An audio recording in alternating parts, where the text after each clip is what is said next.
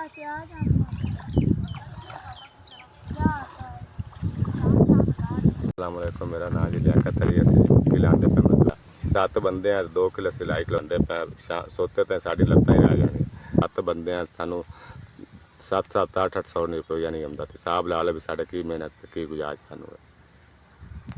Sir जी कभी साढ़े को दवाड़ा आंदा, कभी किला आंदा, कभी अज 2 किले आ जाओ तो असीं गरीब बंदे हैं, साड़ी मेहनत पूरी नहीं होंदी। तो मेहरबानी तुहाडी।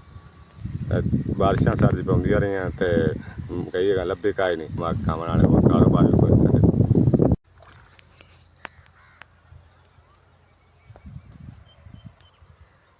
7 बंदे ਨੂੰ 8000 रुपया मिल चुका। मेहरबानी तुहाडी, तुसीं 8000 रुपया दिता, मेरी भी मेहरबानी तुहाडी। मेहरबानी तुहाडी, शुक्र अल्लाह बाल बच्चे तंदुरुस्ती देवे तो अल्लाह तुहानूं ज़्यादा देवे।